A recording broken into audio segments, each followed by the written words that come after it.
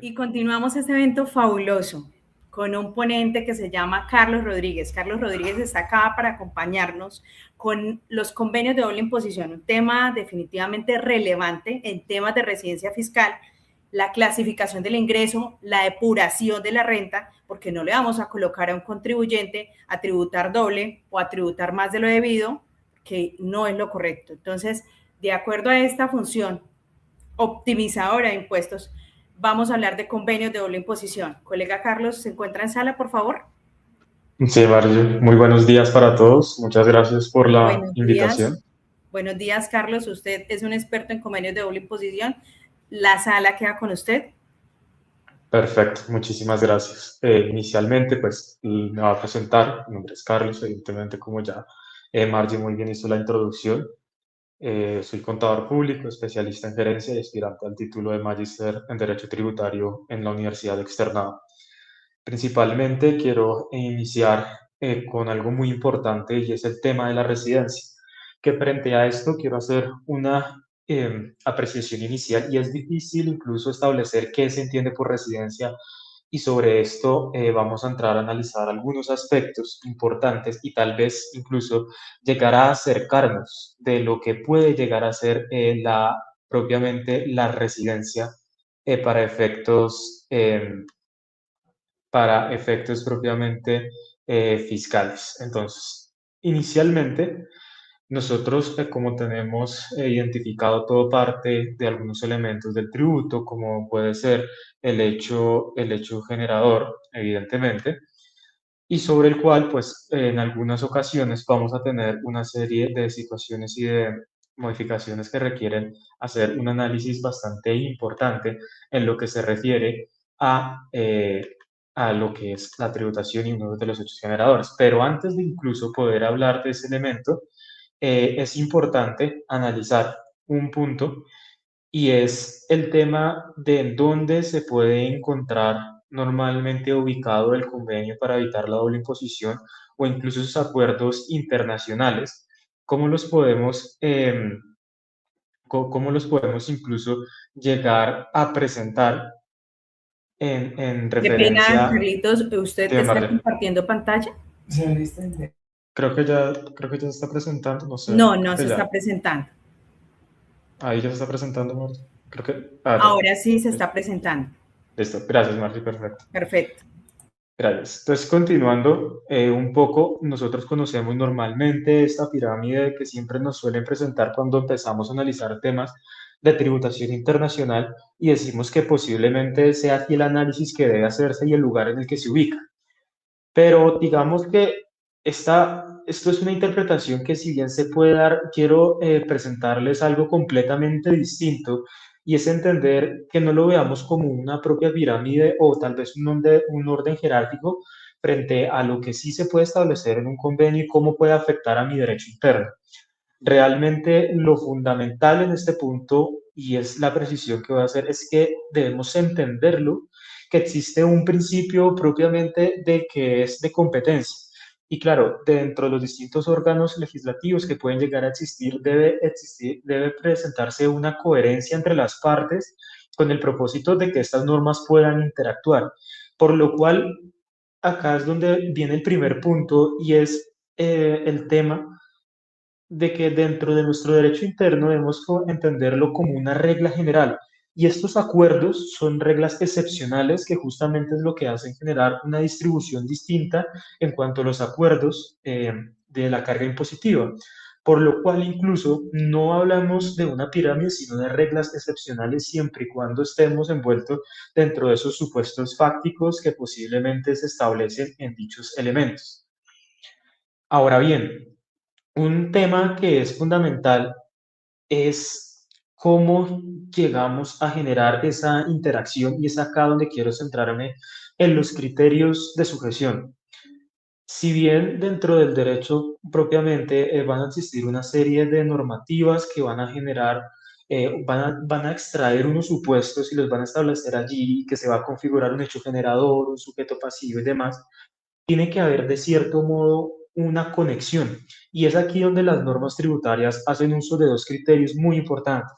el criterio personal y un criterio real o territorial que a continuación vamos a profundizar de cara a tener pues un mayor entendimiento y acercarnos a lo que puede ser el concepto de residencia y qué es lo que pretende este en efectos tributarios.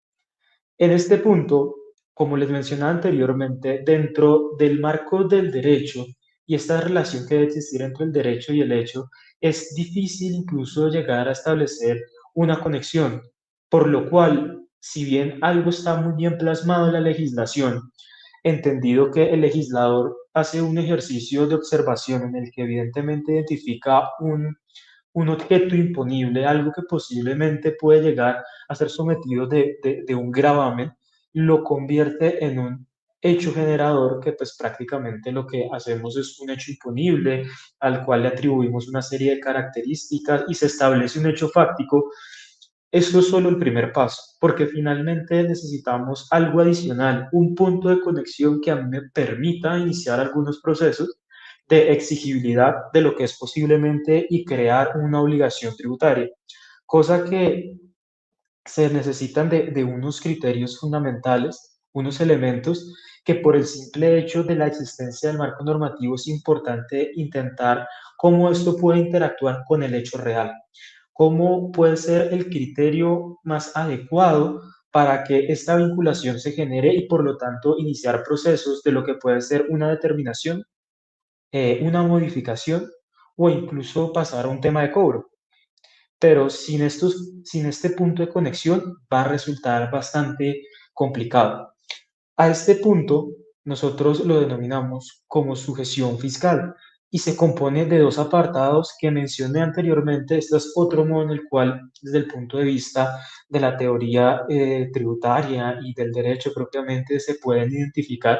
Hacemos uso de unos elementos subjetivos y algunos elementos objetivos. Frente a esto, ¿qué es lo que pasa? Dentro de los elementos subjetivos, tenemos que identificar lo que es el principio de sujeción personal. Este principio de sujeción personal tiene una característica bastante importante y es la siguiente. Se van a identificar unos elementos que tiene cierto contribuyente que el Estado, que el ente público impositor, el que generó la legislación, el que quiere identificar cierto elemento y que posiblemente quiere entrar a grabar, lo que va a hacer es pretender incluso generar ese vínculo, lo va a hacer a través de unos elementos observables dentro del sujeto. ¿Y esto por qué se hace?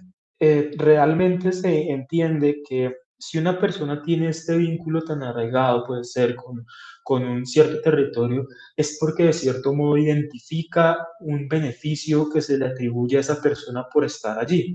Hablemos un caso bastante particular, es el de la nacionalidad. Si un contribuyente tiene la nacionalidad en determinado territorio, puede ser porque la persona se siente muy familiarizada y se siente muy bien en lo que es ese espacio, en el ambiente que se siente en ese territorio. Podemos hablar temas de clima, puede llegar a ser temas sociales, temas culturales, temas religiosos. La persona se siente atraída hacia ese sector y decide establecerse allí o decide establecer ese punto de conexión. Cuando se genera este punto de conexión, el Estado entiende que de cierto modo esta persona está adquiriendo un aprovechamiento y que de cierto modo debe atribuirle de cierto modo evidentemente al territorio para que siga satisfaciendo ese tipo de necesidades. Entonces, frente a esto, hay muchos criterios de vinculación que se puede llegar a hacer este aspecto personal, características, reitero, particulares de cada uno del sujeto, en este caso personas naturales, lo podemos identificar como permanencia, centro de intereses vitales, centro de intereses económicos, la nacionalidad, incluso la propia residencia, que puede ser como un aglomerado de muchos de estos criterios que al final lo que me permiten es generar unas consecuencias que ya vamos a entrar a revisar a continuación.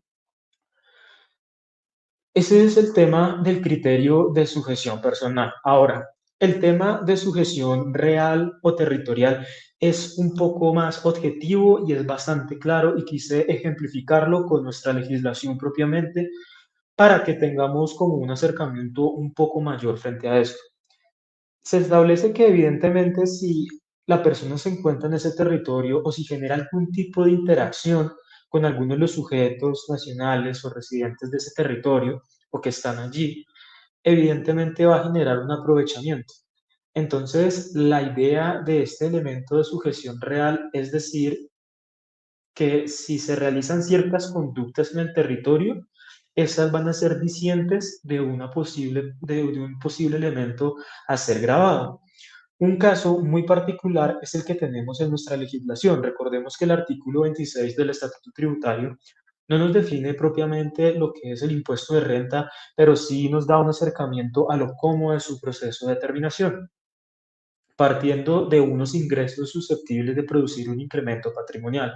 Es decir, hacemos énfasis de que una persona realiza una serie de hechos o se ve involucrada en una serie de hechos que el legislador entiende que si tienen la posibilidad de generar ese incremento patrimonial, pues evidentemente le debe asignársele una carga impositiva frente a este hecho bajo ciertas características, que a la vez partimos, en el caso del impuesto de renta, y haciendo una comparación y revisando un poco el marco normativo que tenemos frente a esto, nuestro artículo 27, nuestro artículo 28, que nuevamente no nos define el ingreso y tenemos que remitirnos a la norma contable, y allí lo que hacemos es identificar una serie de elementos que el ingreso debe ser entendido como una consecuencia.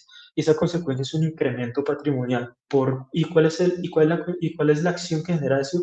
Puede ser enajenar unos bienes, prestar un servicio, entre otros que a su vez se clasifican en lo que puede ser unos que son realizados y otros que no son realizados. Y la legislación, justamente en nuestro artículo 28, lo que hace es extraer todos aquellos elementos que no son realizados, por lo que, pues, si se dan cuenta, temas de valorizaciones, efectos de valor razonable o este tipo de mediciones no se entienden realizados para efectos fiscales o se extraen incluso del proceso de determinación. Por lo cual, cuando llegamos a este punto, lo que se hace es que estas acciones generan un efecto. Estas acciones van a generar ese efecto de incremento patrimonial, ya sea mediante, si enajenamos un bien, lo lógico es que vamos a tener o puede ser el recurso efectivo que prácticamente vamos a poder considerar, controlar, que entra nuevamente dentro de la esfera y el concepto de lo que puede llegar a ser activo, de una cuenta por cobrar igualmente por la prestación de un servicio y que de igual modo va a seguir sí, este elemento. Y que en últimas se establece como lo que muy bien se logra identificar dentro de la depuración, una base imponible, que bajo ciertas exclusiones, tratamientos y elementos de lo que podemos identificar de nuestras rentas naturales, que durante a lo largo de estas 24 horas se van a poder identificar muchos de ellos, podemos hablar de unas exclusiones legales o incluso hasta lógicas que vienen en forma de ingresos no constitutivos de renta ni ganancia ocasional, que lo que hacen al final es aminorar la base gravable junto con el acompañamiento de lo que son unas deducciones, unas rentas exentas, unos costos, que en últimas nos permite llegar a nuestra base liquidable, que son dos criterios distintos, que al final se va a manifestar lógicamente en lo que es y aplicándole una tarifa a lo que es nuestra obligación tributaria y que pues ya algunos elementos más en múltiples ocasiones va a llegar a coincidir con la deuda tributaria. Entonces, al final, todo deviene de un proceso que es generar ese vínculo de conexión mediante la identificación de la realización de unas conductas y asimismo como lo que puede ser, como lo mencionamos en el punto anterior, un principio de sujeción personal, que es ese vínculo personal con el territorio, que en últimas va a tener un efecto significativo. Y ese efecto de conexión significativo se entiende como la ampliación del cumplimiento de ese hecho generador. ¿A qué quiero llegar con esto? que, como muy bien lo mencioné en determinado apartado, la persona tiene ese vínculo con el territorio. Ese vínculo con el territorio es diciente de que posiblemente hay cierto grado de comodidad y de satisfacción con eso. De cara a lo que entendemos por impuestos, evidentemente, y pasando de esa concepción de que en algún momento se tenía como en determinado momento en el tiempo en el que hablábamos de un castigo o que posiblemente de una sanción, el impuesto ha mutado a tal punto de que se llega a entender como lo que es la expresión de lo que es el principio o de un aspecto de solidaridad.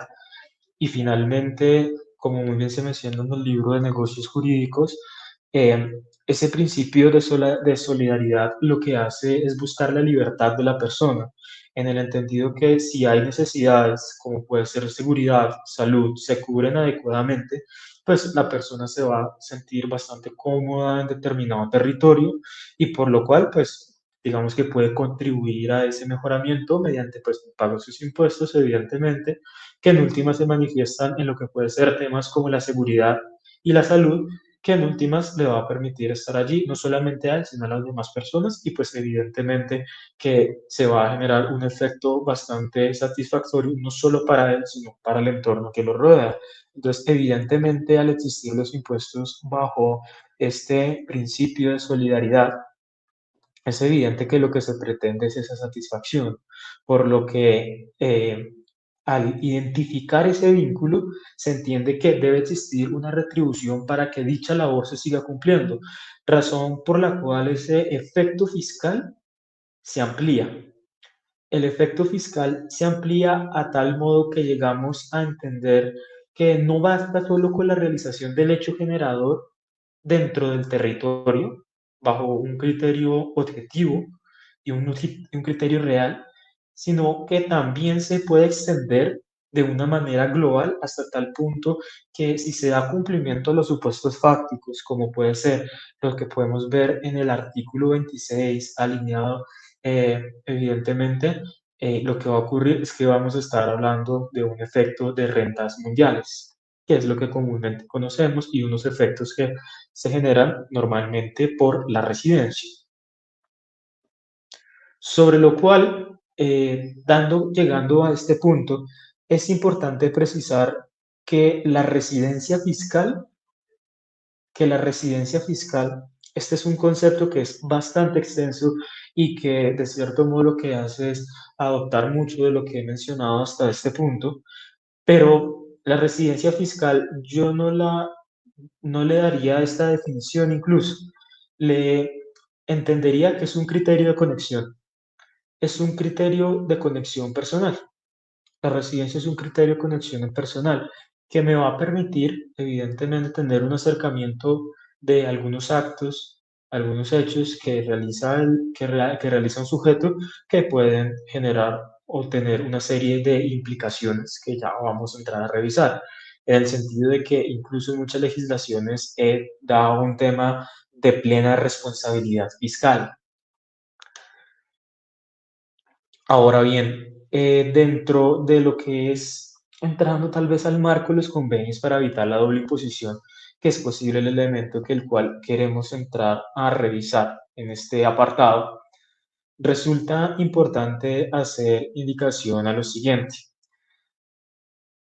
Ya que tenemos bastante claro lo que es el criterio de residencia en cuanto a ese elemento de conexión que se puede utilizar entre el derecho justamente y los hechos, el, el apartado del modelo OCDE para determinar que justamente lo podemos encontrar en el artículo 4, el aspecto de la residencia, hablamos de que tiene un criterio de sujeción personal, como lo hemos mencionado hasta acá, y como muy bien pueden observar en la pantalla, la definición que se establece e incluso las consecuencias.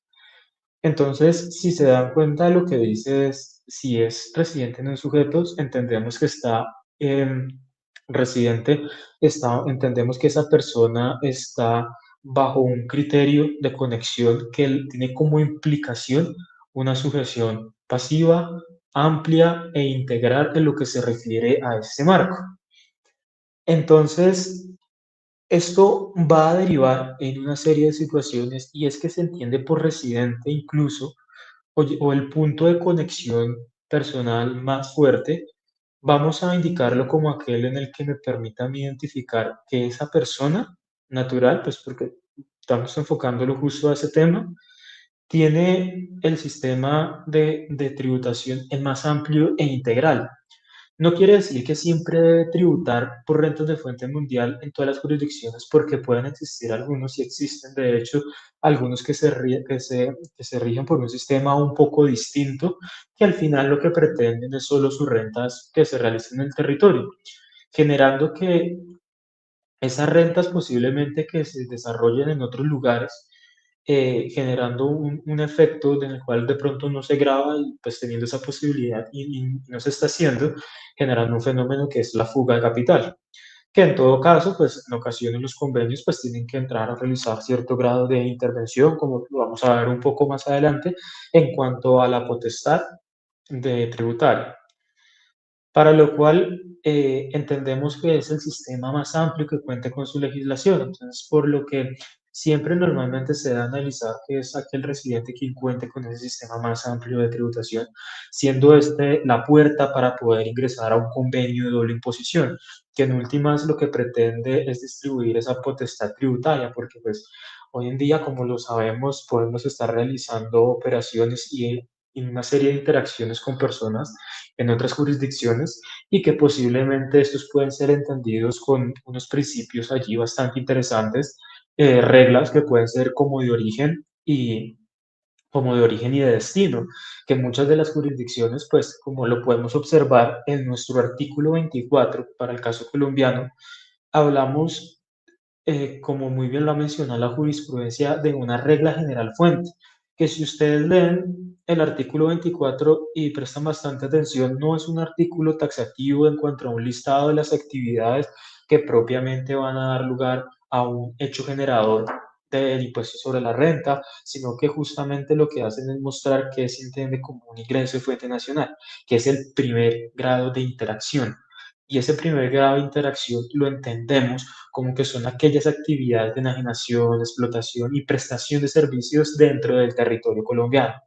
Entonces, al identificar estos elementos, pues evidentemente partimos de esa regla general fuente que pues nos genera dicha vinculación y que pues evidentemente da lugar a que en múltiples ocasiones hay otras jurisdicciones que no solamente se establecen por ese principio de origen, sino que pueden hacer uso de un principio del destino o incluso tener esta dualidad frente a una sola renta. Puede ser el caso, como muy bien lo podemos observar en nuestro artículo 24 nuevamente, lo que es la consultoría, el servicio técnico, la asistencia técnica, que al final del día, pues lo que pretenden es que se tiende como ingreso de fuente nacional desde y prestada en Colombia. Entonces, frente a esto, hay muchas legislaciones que pueden entender muchos servicios que nosotros los podemos prestar acá en Colombia, pero que pueden ser grabados en otro territorio bajo un principio de destino entendido como el lugar en el cual justamente se entiende, eh, digamos que lo que es el propio beneficio de este. Esto nace de un análisis bastante importante y es de elementos de conexión referente a la renta y es a la fuente. Antes del 2016 hablamos de un sistema de conexión posiblemente de fuente basado en lo formal, es decir, una interacción plena, en una presencia que yo debo estar allí, pero a lo largo del tiempo que se ha dado cuenta de con el avance de la tecnología y demás elementos que nos han permitido incluso ofrecer nuestros servicios de manera hacia otras jurisdicciones, y no solamente esto, sino también para las entidades y personas jurídicas, lógicamente, se ha podido identificar lo que es que yo puedo prestar un servicio y al otro lado del mundo lo pueden estar aprovechando. Y en última se hace un análisis bastante importante de lo que está generando allí y a ese criterio se le llama fuente material, que lo que hace es identificar toda una cadena y se fundamenta en lo que es la creación del valor. Y frente a eso hay una discusión bastante interesante en dónde se entiende el punto inicial de la creación de valor. en el lugar donde yo me ideé tal vez toda la idea del negocio, el servicio, o por el contrario, donde finalmente se consume. Entonces, frente a esto, uno puede hablar de varias entidades, como lo que puede ser Google y demás, que nos prestan una serie de servicios y es entrar a comprender, claro, en determinadas jurisdicciones ellos desarrollan sus distintos programas, desarrollan ciertas actividades y demás temas que le permiten prestar un servicio, pero en últimas, ¿qué es lo que le permiten a ellos obtener la renta? Es decir, cuando nos mencionan Google, nosotros, ¿qué es lo primero que pensamos? O sea, nosotros ya tenemos una asociación e incluso una identificación de lo que son ellos, pero de cierto modo el prestigio que pueden llegar a tener es porque nosotros hemos dado a conocer y hemos dado esa aceptación de lo que es esa creación de valor. Nosotros, al interactuar con ellos, y al poder manifestar que estamos de acuerdo con lo que nos están prestando los servicios y demás, es la configuración plena de lo que se entiende por creación de valor, de tal modo que estas operaciones transfronterizas justamente se pretenden grabar bajo un principio del destino se fundamentan en eso. ¿Dónde se configura la creación de valor? ¿Cómo yo sé que un producto, un servicio tuvo éxito? Sencillo, porque el cliente o la persona que adquirió me logra demostrar e identificar cierta satisfacción frente a este punto. De lo contrario, si eso no existiese, posiblemente yo ni obtendría rentas ni nada de eso, por lo cual es lógico que teniendo en cuenta eso se logra atribuir cierto grado de esas rentas a dichas jurisdicciones donde se encuentra el beneficiario, razón por la cual hoy tenemos presencia económica significativa. Y esta es como la expresión más grande de lo que puede llegar a ser, pues para efectos colombianos, de lo que es la creación de valor y cómo se puede llegar a grabar en el principio, bajo un principio de lo que es el destino. Entonces, frente a estas operaciones, estos van a generar ciertos conflictos que al final se van a manifestar o los cuales quieren entrar a tratar el convenio para evitar la doble imposición y mitigar, hacer una distribución de la carga impositiva más adecuada teniendo en cuenta estos criterios en donde se entiende, digamos, ese destino o donde se entiende prestado ese servicio o cómo le pueda atribuir a ese país la residencia justamente donde yo tengo ese vínculo personal más fuerte es justamente mediante este apartado de los convenios y mediante la clasificación de unas rentas. Y los conflictos se centran en lo siguiente. ¿Qué pasa si yo soy residente, presto un servicio acá en Colombia y al final del día en otra jurisdicción se pretende grabar porque entienden que también es una renta allá? Aquí se va a generar una doble imposición. Si bien de nuestra legislación tenemos un artículo 254, recuerden que ese artículo 254 es referente a rentas de fuente extranjera. Y las rentas de fuente extranjera, para yo entender que es un ingreso de fuente extranjera, debo de hacer una lectura del artículo 24, pero de una manera contraria. Es decir, si el artículo 24 me está diciendo eh, que se entiende por ingreso de fuente nacional esas aquellas interacciones que yo efectúe en el territorio nacional, se va a entender que es un ingreso de fuente extranjera aquellas interacciones que yo haga fuera del territorio nacional, por lo cual va a haber situaciones en las que esos ingresos se van a estar grabados en el exterior, se entiende un ingreso de fuente extranjera, pero que en todo caso entran unos elementos bastante importantes y son las tarifas impositivas a las cuales están sujetas cada uno de ellos. Si bien nuestro artículo 54 pretende mitigar ese efecto, está condicionada y limitada a una tarifa, que es la que tenemos actualmente, o al impuesto que hubiésemos pagado acá. Entonces, si bien en las personas jurídicas puede llegar a ser un ejercicio mucho más sencillo, frente a las personas naturales no es el caso, porque finalmente en las personas naturales tienen un sistema tarifario muy distinto, progresivo, marginal incluso, que pues es un poco difícil llegar a identificar porque puede que en conjunto más las rentas de fuente extranjera y que yo logre agrupar, llegue a determinada tasa impositiva, pero es muy distinto que si lo hago de manera individual. Entonces aquí empieza una serie de conflictos y demás que sin duda la regulación interna, nuestro derecho interno intenta dar una solución, pero que no siempre resulta ser bastante favorable porque está limitada a una tarifa. Entonces, ¿qué es lo que resulta pasando? Que si en determinado punto yo llego a pagar en otra jurisdicción una tasa impositiva mayor, pues posiblemente no voy a poder atraer ese crédito fiscal de manera completa, solo en determinada proporción. Incluso se dio lugar, no sé si lo recuerdan, la sentencia 26644 del 5 de diciembre del 2024, en la cual se hace un análisis de qué pasa cuando es un ingreso de fuente nacional que fue sometido a tributación en el exterior. Claro, nuestro artículo 254, de acuerdo a esa redacción, nunca tuvo como esa posibilidad de, de- de actualizarse en cuanto a este tipo de operaciones transfronterizas y no tuvo también la posibilidad de identificar este proceso. Y pues en últimas, el fallo del Consejo de Estado en esta ocasión fue que ese impuesto que se paga en el exterior, pues evidentemente lo trataríamos bajo un término del artículo 107, como una deducción, pero que de todas formas no resulta ser tan efectivo, porque si se dan cuenta está lleno de una serie de condiciones, por lo cual al generarse estos conflictos, que puede ser, como lo mencionaba, con una renta, debe realizarse una intervención para poder mitigar ese efecto.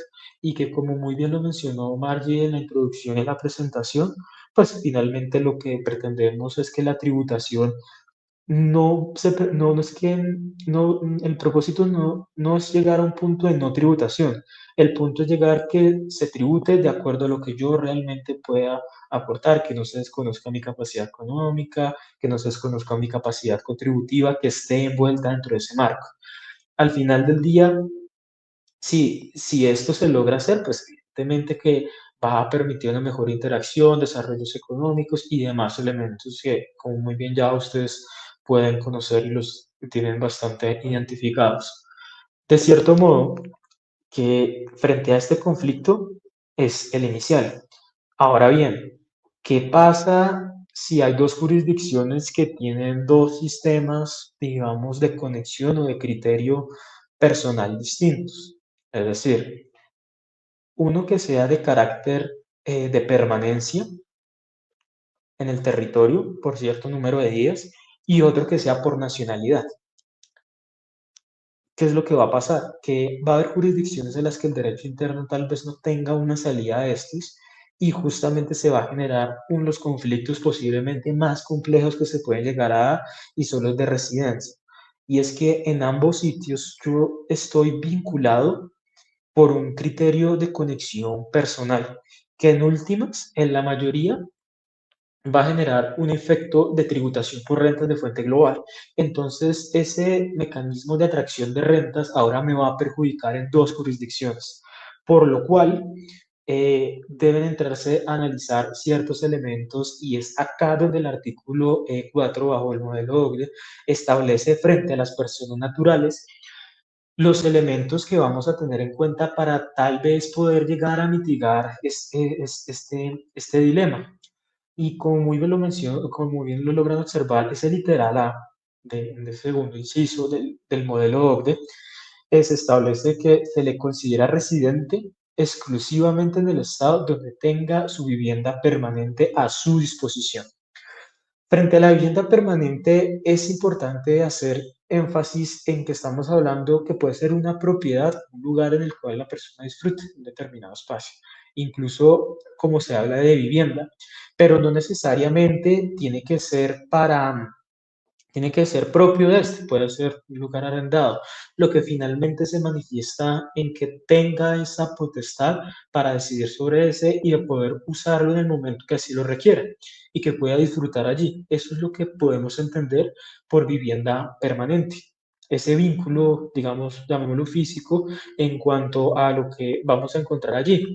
Uno de los casos es que uno puede plasmar es qué pasaría si esta persona en dicha jurisdicción cuenta con un lugar que de manera ocasional es la arrienda. Se entendería que ¿Es una vivienda permanente? Pues la respuesta a esta pregunta es evidentemente no, porque no se cumple ese aspecto que justamente pretende y es un lugar a su disposición. Él no puede disponer de ese porque pues evidentemente va a haber un contrato, va a estar allí otra persona que no le va a permitir acceder y pues temas que ya muy bien podemos llegar a conocer. Entonces, frente a estos casos, pues no vamos a estar frente a un criterio de vivienda permanente.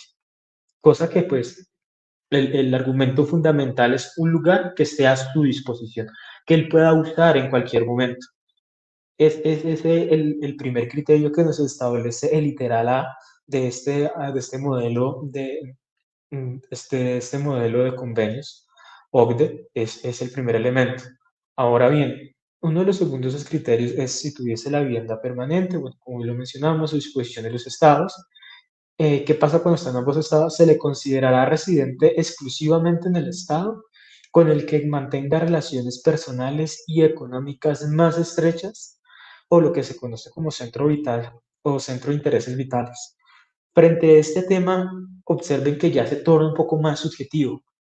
El otro, digamos que está atado a lo que puede ser un punto físico, pero aquí volvemos a nuevamente lo que es ese criterio personal en su estado más puro.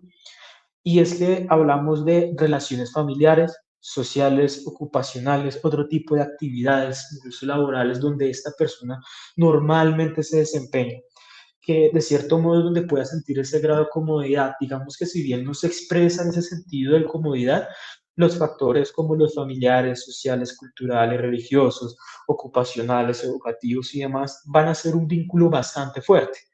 Entonces, es bastante importante tener claridad frente a que si bien este centro de intereses vitales, llegamos a un apartado donde es muy probatorio. Y en el caso de la legislación colombiana, pues entramos a un elemento de análisis de la carga dinámica de la prueba. Entonces, ¿qué es lo que va a pasar? Que en todo caso una administración tributaria como la colombiana lo que va a pretender es obviamente ampliar esa base gravable del impuesto vía un elemento subjetivo como es ese vínculo personal de la residencia y pues evidentemente va a intentar aportar todo este tipo de elementos, frente a lo cual no hay una tarifa legal probatoria para poder hacer esto, pero pues justamente es lo que se pretende, empezar a demostrar todo ese tipo de elementos y va a depender justamente del contribuyente cómo logra demostrar que es residente o que por el contrario no es residente. Recuerdo un fallo más o menos del 2019 sobre el impuesto al patrimonio. Es otra de las situaciones que se puede llegar a generar, ¿no? Un impuesto, digamos, directo que algunos catalogan de un impuesto estático.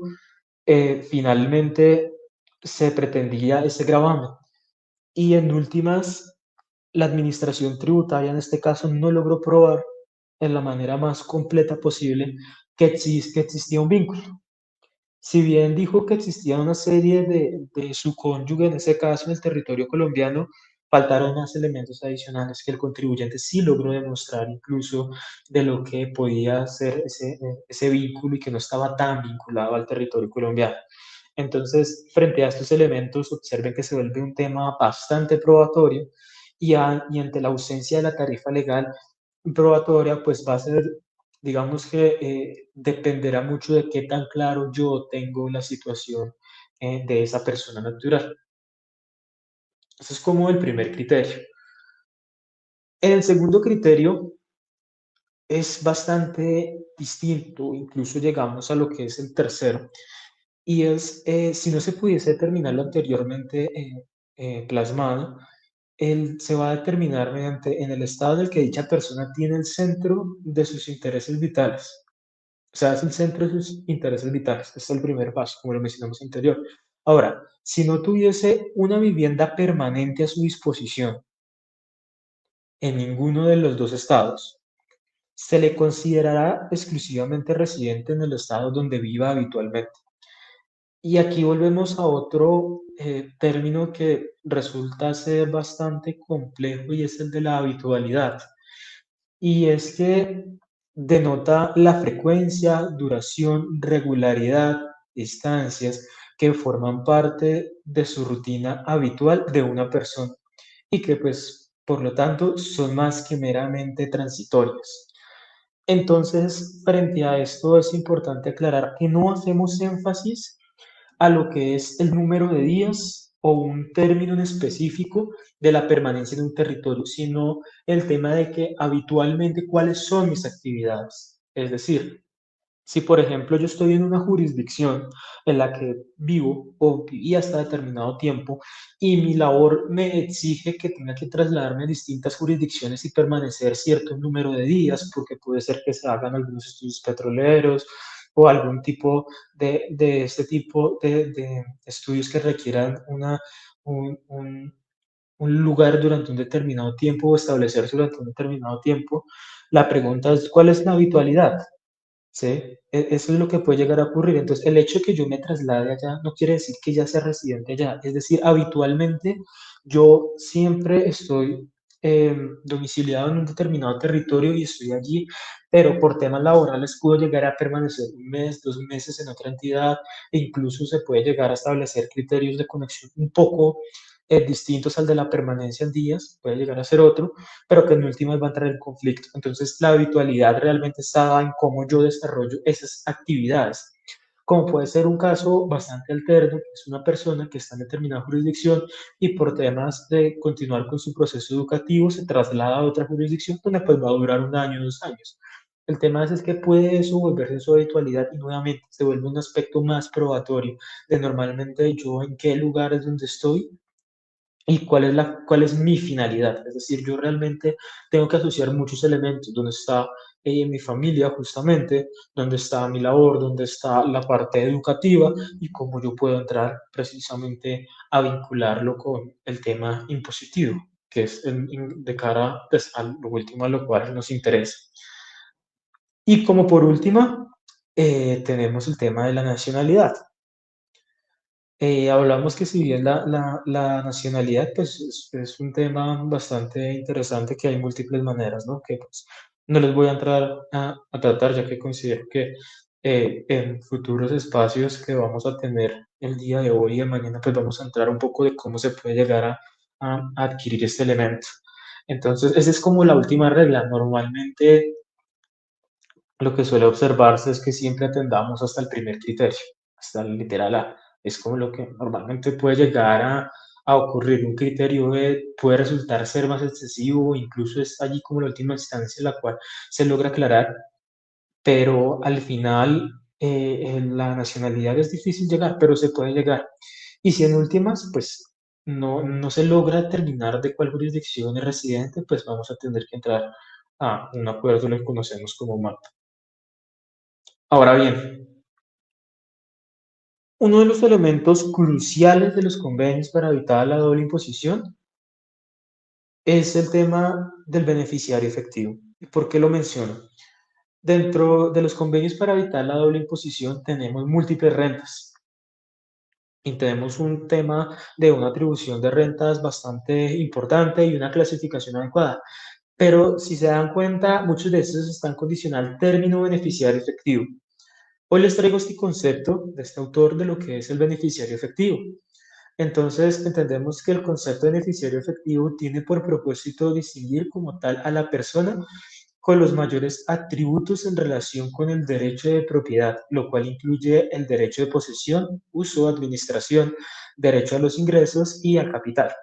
¿Por qué surge este elemento? Porque pueden generarse una serie de triangulaciones dentro de las operaciones con otros no residentes, incluso con otras jurisdicciones, en las cuales sí tengan ciertos acuerdos internacionales más favorables o cargas impositivas más favorables. Entonces, en última, lo que se hace es utilizar erróneamente en teoría, hacer esquemas de planeación tributaria en las cuales se utilizan algunas jurisdicciones con la finalidad de aprovechar beneficios y poder disminuir esa tasa efectiva de tributación de esa persona.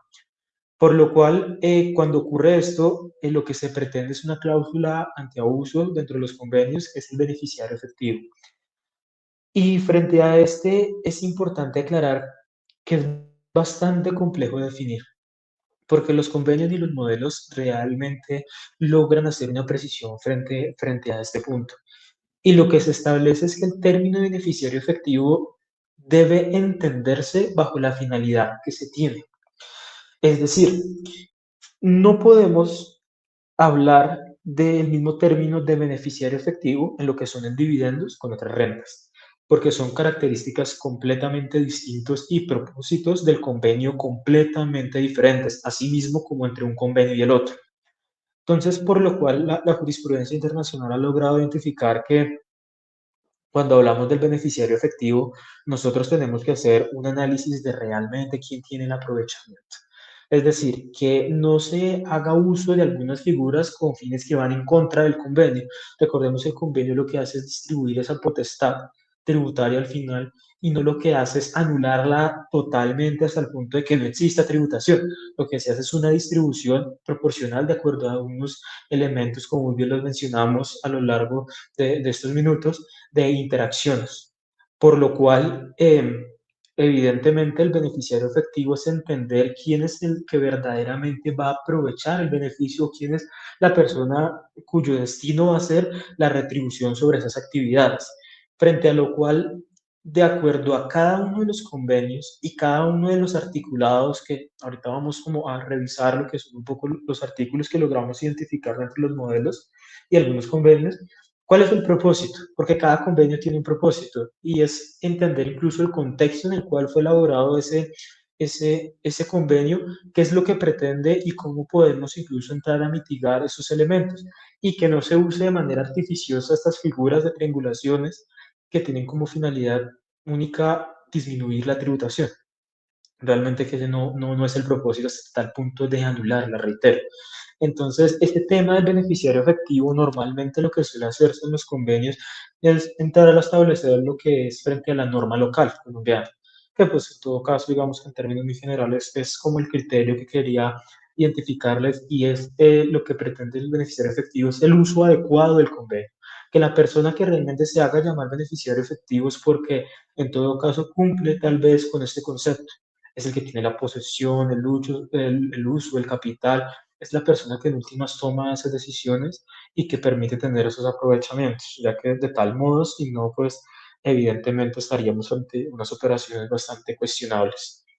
Por último, pues quería mostrarles como la imposición de rentas, dado que para entrar a analizar cada una de ellas requeríamos de un tiempo importante y podemos entender lo siguiente y es como una reflexión final que hago frente a esto. Cada uno cada uno de este articulado pretende hacer una distribución de esa potestad tributaria y cada uno tiene a consideraciones elementos como la residencia, la fuente propiamente, o sea, hacemos énfasis a unos criterios personales, a un criterio objetivo, y igual no a lo que es el beneficiario efectivo. Por lo cual no es lo mismo que hablemos de dividendos, que como muy bien los podemos observar en el artículo 10, si leemos cualquiera, vamos a darnos cuenta que tiene un articulado, una estructura bastante importante, de que se parte de una residencia, pero que puede también someterse a tributación en la fuente bajo ciertas condiciones, o que después de identificar eso se puede exonerar incluso, y no se somete a imposición. O como lo que puede ser lo que llamamos el artículo 7, beneficios empresariales, que normalmente lo logramos llamar de ese modo, que pues finalmente van en lugar de la residencia. Entonces, por lo cual es importante identificar, lógicamente, el tipo de renta y las consecuencias que esta deriva, teniendo en consideración esos aspectos de conexión que muy bien mencioné a lo largo de estos minutos, y es el personal y lo que es el territorial, como puede llamarse también el objetivo, dado que pueden llegarse a generar situaciones como las que les voy a plantear como para finalizar y establecer la siguiente pregunta, y es, ¿qué ocurriría si una persona activa el régimen EC? Las entidades controladas del exterior, estamos frente a ese marco y además hay un convenio. La pregunta es, ¿por dónde lo podríamos tal vez someter en posición o clasificarlo dentro de un convenio? ¿A través de dividendos, a través de beneficios empresariales o puede ser a través de otras rentas? Bueno, pues es la pregunta que les planteo porque frente a eso hay un análisis de distribución que se debe identificar y no establecer el que mejor me convenga, sino analizar la renta y cómo puede interactuar. Porque recordemos, los dividendos hay un tema bastante importante de residencia y fuente bajo ciertas condiciones y en ese caso que le acabo de mencionar, ¿qué va a pasar en el futuro? es como la reflexión que quiero dejarles en este espacio. Carlos Rodríguez, muchas gracias por esta participación. Fue una excelente exposición y como bien lo dijo usted, todos los convenios que sean de origen OCDE y con implementación también de la ONU, esta es la estructura, entonces no vamos a tener pierde, esta es la estructura para todos los convenios. Un abrazo súper grande por esta participación, de verdad que estamos construyendo conocimiento. Permítame entregarle su distinción, Carlos Rodríguez, de parte de esta maratón de comunidades contables. Entregamos una distinción por ser ponente invitado. Agradecemos su valiosa colaboración académica y desde luego su participación. Muchísimas Entonces, gracias, Margie, por el espacio, por la invitación y pues a todas las personas que evidentemente se conectaron y que pues evidentemente les interesa todos estos temas tributarios y pues invitarlos a que sigan conectados con los demás temas que, como muy bien lo mencionaba, ya aquí en adelante se vienen lo que son los elementos que se derivan de esas conexiones que mencioné hace un correcto. momento. Entonces, para que estén muy atentos a ello. Un abrazo muy grande para usted Gracias, por haber Margie. estado Muy acá, bien. Carlos, de verdad.